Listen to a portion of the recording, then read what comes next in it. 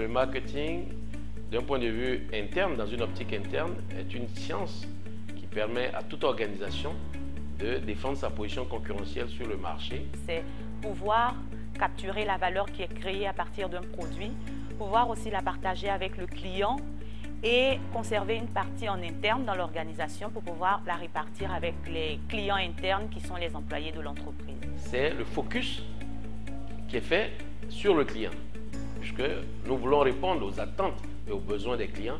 Donc là, le marketing va être la science qui permet de mieux connaître, de capter la clientèle et de la fidéliser. Le marketing, réellement, ce n'est pas un département. Moi, je conçois le marketing comme l'action de toute l'organisation, de toute l'entreprise. On pourrait même parler d'un marketing au niveau d'un pays, parce qu'un pays aussi se vend, se rend attractif, produit de la valeur, partage de la valeur.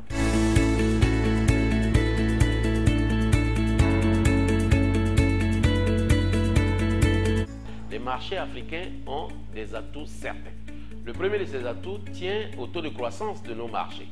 Alors qu'ailleurs, les taux de croissance restent proches de zéro, en Afrique, nous sommes à des taux de croissance parfois à 2 chiffres.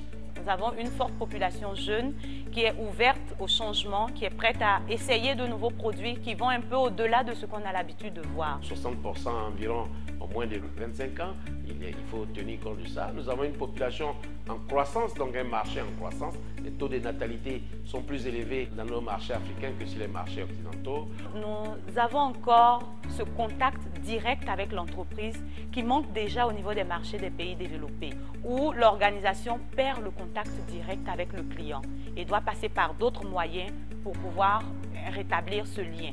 Je pense que les marchés africains ont leur rôle à jouer dans le concert des nations. D'abord, si on prend les consommateurs, on peut dire que parfois la consommation du consommateur africain est supérieure à son revenu. On a vu des exemples de sociétés de téléphonie mobile ou de télé à péage qui ont fait des analyses en partant du revenu moyen et qui se sont dit on va avoir un marché de 20 000 à 30 000 personnes. Et finalement, quand ils arrivent sur les marchés africains, on se retrouve avec 300 000, 400 000 personnes ou clients ou abonnés. Parce que simplement, ils sont partis du revenu théorique, alors que ici, la consommation peut être supérieure parfois au revenu. Dans le cadre de la globalisation, je pense que le premier réflexe pour nos opérateurs économiques dans nos pays, c'est d'abord de chercher à développer le business à l'étranger. Une exportation, ça peut prendre la forme de rachat, de partenariat. On ne peut pas opérer sur le marché national et faire fi, par exemple, de l'espace communautaire UEMOA ou CEDEAO. Le marketing n'est pas seulement un département. Ce n'est pas un certain nombre de personnes qui font le marketing par des actions concrètes. Non, c'est toute la dynamique de l'entreprise qui va vers son client. Depuis la personne qui est à l'entrée de l'entreprise jusqu'au directeur général, tout le monde fait le marketing.